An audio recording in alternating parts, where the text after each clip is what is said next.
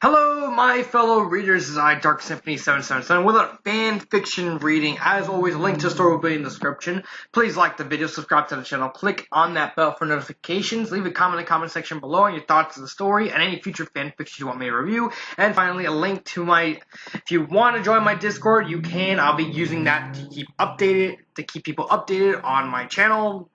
I really need friends. I'm sad that I have no one on Discord. So let's get started. So the story we're doing is not just a sun launcher. It's by Lord Stonefish SCP Fan 001. And it's an SCP fan fiction. I just found out that SCP started doing fan fictions. And I was like, I gotta check this out. And I noticed this story and it's like, I'm curious. And that's because I know of the Sun Launcher. I kind of just started getting into SCP myself. I knew of SCP, but I never really kind of went into, all the weird stuff like that. Currently my favorite SCP is 3000 and Tasha. I don't think I'd be able to pronounce that thing. It's basically just a gigantic multi-mile eel that makes people crazy by getting near it. So yeah, so let's see. It's a humorous sci-fi story, okay. The trials and tribulations of Dr. Epiphany Trebuchet. What a name! I have to at least credit the author for such a creative name. So let's get started. Call me Sunny E! Okay. You know me as the Sun Launcher, the world's greatest sun launcher in existence. What's a sun launcher? Allow me to introduce myself, gents. The name is Mr. Dr. Epiphany Enoch Daniel Captain Haddock Richard III Mikhail Alsmithy Rachel Trebuchet.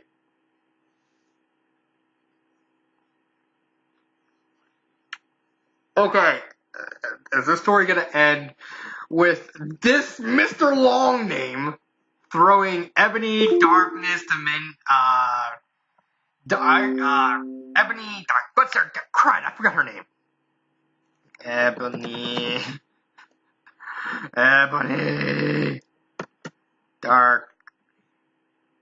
Darkness. Ebony Darkness Dementia Raven Way. It's gonna end with this guy throwing her into the sun launcher.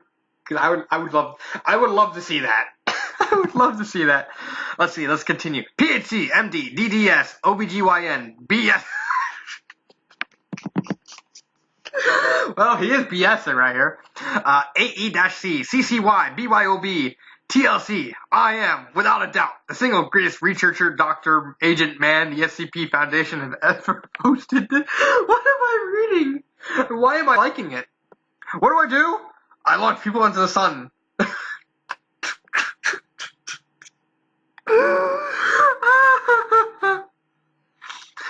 You launch people into the sun. That's your job. What's this? What is this? What is this long name for? If you literally your whole job is just you launch stuff into the sun. I guess this kind of sums up his job right here. Right here. With the help, okay, I launch people into the sun with the help of my friends. The killer axe. He's an axe. He's out to kill. Cyan Truce, the single most attractive woman in the history of the Foundation. The Deadly Moose. A moose. Muha. God among Mung. God among Cow. And Monbees. He does stuff, I don't know exactly what he does. These are our stories!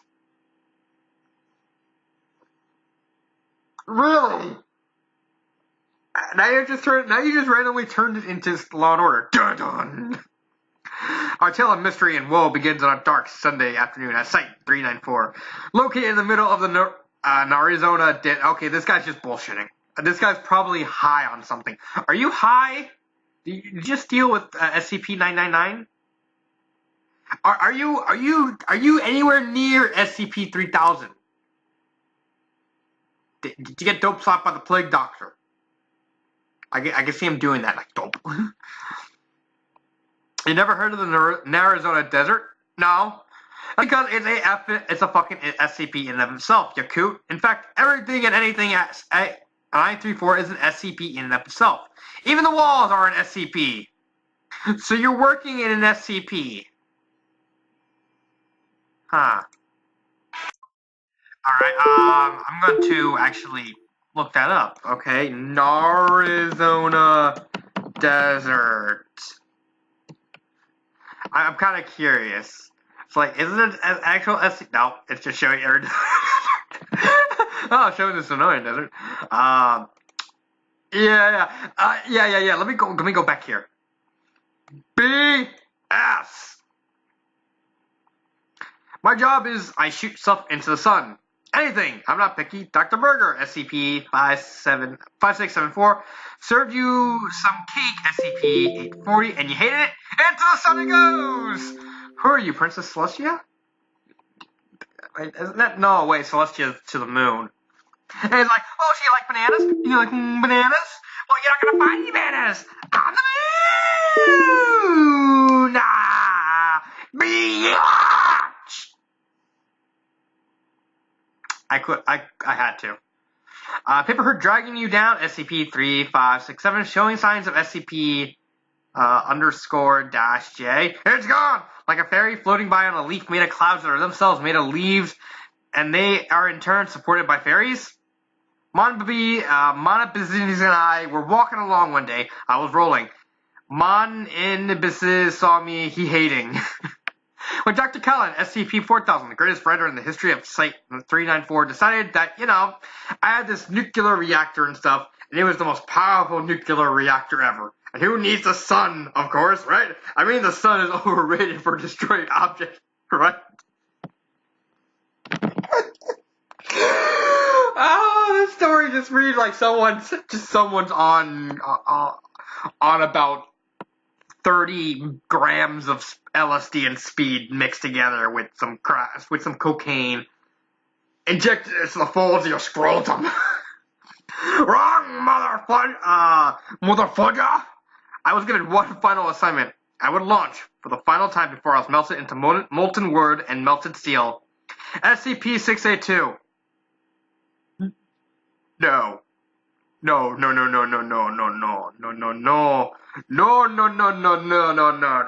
That's a bad idea.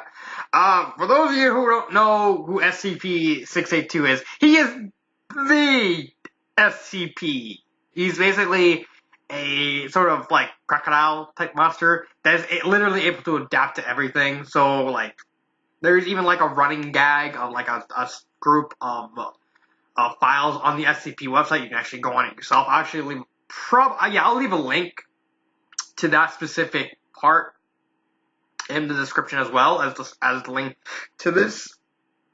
Literally all the SCPs they threw at 682 just to try and see if anything can be done with it. Some of them were funny, some of them were actually pretty terrifying. One was actually pretty awesome. 682 and the statue. That was actually pretty awesome. Then we had there's basically one involving the sun launcher, and all of them are like, "Are you stupid? Okay, what's gonna happen when it somehow comes back to Earth and immune to the sun? Oh, good job. You pretty much just doomed the world. Yeah, have fun. Have fun having us get killed by the very hard to destroy a reptile. Yeah. Let's see. Let's continue. They brought him out in his near indestructible cage. Even then, he raged like a rhinoceros. Well, he's a crocodile. Each slam against the wall lasted an hour. They had to enlist 18 clones able to throw the bastard into my sling of love, for which I would throw the loser into the heart of the sun! Praise the sun! All hail sun bros. There he would melt horribly and become dead from the insane levels of heat. Yeah! Sorry, I got carried away there, gents. I got real enraged at the thought of that stupid ass iguana. He's technically... Is he a crocodile or is he an iguana? I actually kind of... Huh. Don't mind me. Don't mind me. I'm kind of curious myself. I'm kind of curious. You see, okay, here he is right here. Is he? He kind of looks like both, actually. He kind of has the gator stuff and yeah, I don't know. I'm just gonna say he's both. Anyway, where was I? Oh yes, you will never escape the true wrath of me. I am an Pangea, destroyer of lives, realities, and assorted breakfast cereals. I will never be defeated. I'm pretty sure 682 has a potty mouth on him. Screamed 682 from his giant indestructible cage. I never heard you mention breakfast cereal, said Modest and Betsamon, one then quizzically. You never heard me talk about them, you moron. Disgusting. Said 682 mildly. I shrugged as best I could, considering I am a giant wooden catapult, and proceeded to prime the Pepsi cannons that would explode and propel the turtle into the star. Okay. So, wait, this guy is the sun launcher? I thought he was a doctor operating the sun launcher. Way to go, author. You just made me question life itself. You made me question life itself, author. I shrieked, die, mother fudger, I growled as I readied myself. Wait, a voice called. That guy is senior staff. What are you doing? It's Dr. Callion. I was very confused and wheeled myself around to face the man who had decommissioned me. He stood there staring at me. Our eyes met. We stared harder. Our gaze narrowed. We stared even harder. Our gaze narrowed further. We stared so hard Dr. Callion's nose began to bleed. So this guy stared at a catapult so hard he got a nosebleed? Okay. Alright, let's continue. This man is Dr. Lizard, renowned scientist and Christ figure. Why are you attempting him to throw into the sun, Dr. Trebuchet? What? I want the story right there. What?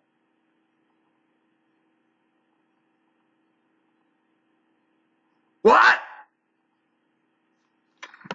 I have my orders from 05-13 here that clearly state that you are the biggest idiot in the Foundation, and I am supposed to jail you, I buffed. Hope your Dr. Callion's mimic properties will be discouraged by the sheer awesomeness of my trebuchet goodness. This is one of our most favorite entities. You humans all suck dick. Throw me in the sun already. Disgusting. I mean, he's asking for it now. The apparent Dr. Lizard scream. That was the final straw. I wheeled over to Dr. Callion. SCP-682 still safely in my swing. You want to make something out of it, little human? I'm a catapult, motherfudger. I'll crush you, mate. We punched each other like two hippos. Oh shit!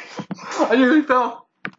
Just the image of a literal trebuchet trying to punch something. But how are you gonna punch something?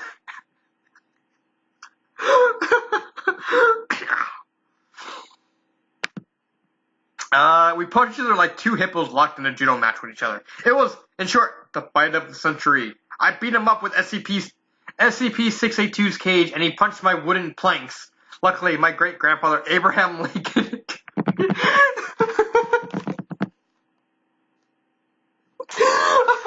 Okay.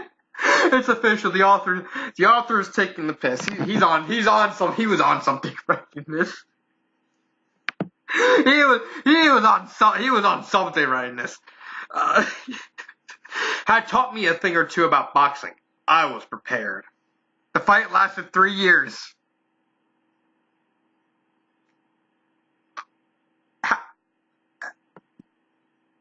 I give up.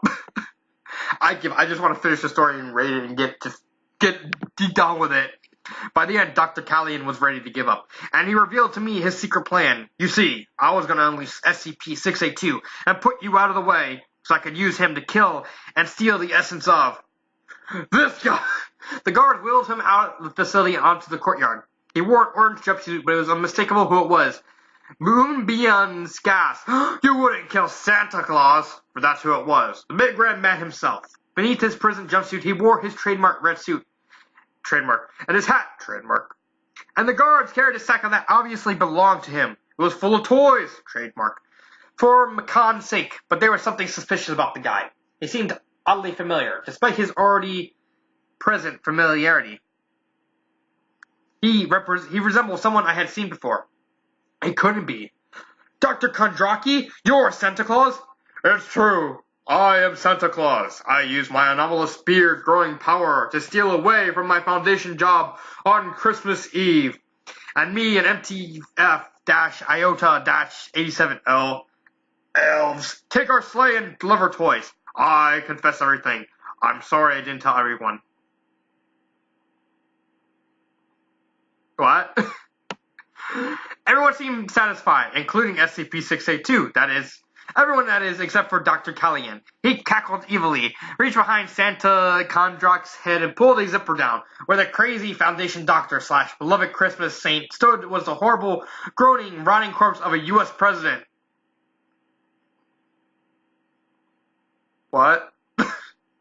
Well, everyone thought it was the good old Kondraki / Santa. I knew all along through my anomalous powers that it was really Zombie Richard Nixon. What?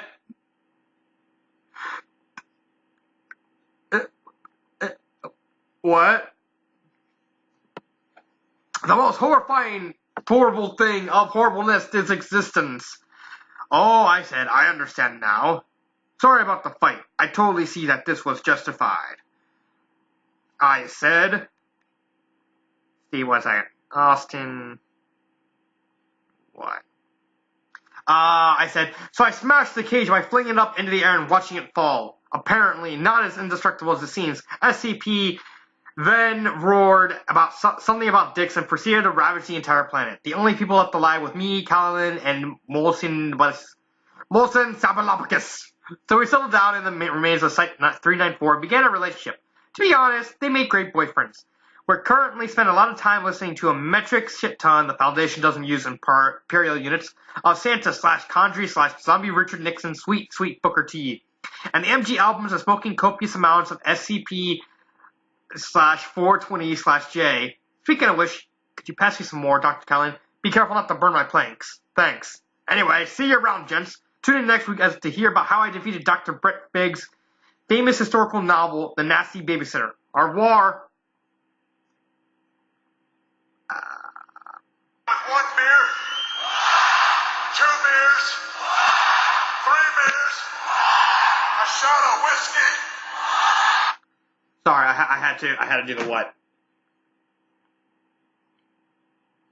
What? So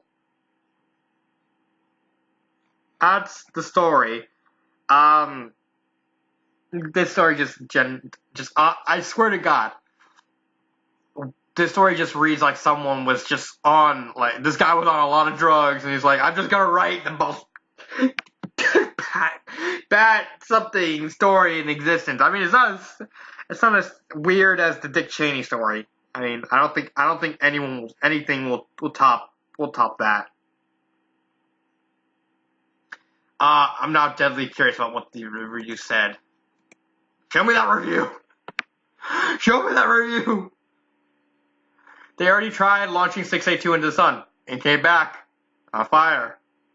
I think it did. So literally the only review was basically, hey, the whole launching 682 into the sun, it didn't work.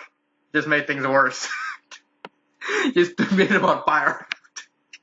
Which kind of begs the question of how he actually got back to Earth. It's like, did he just stay outside the sun? It's like, I'm gonna slay shot back.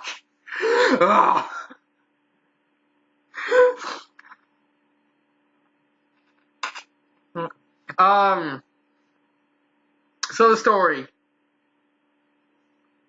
Okay, this story was just weird.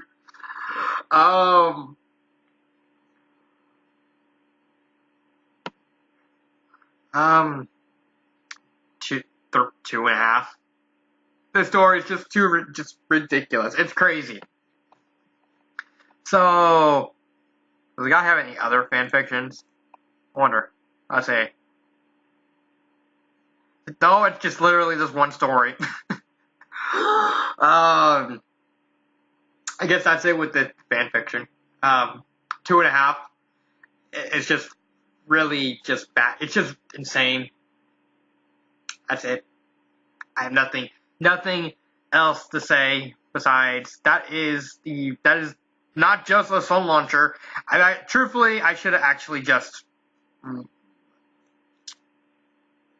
I should have interpreted this as literally, because I wasn't expecting it to be literally. So yeah, that is the review on this story. This has been Dark Symphony 777, and cut.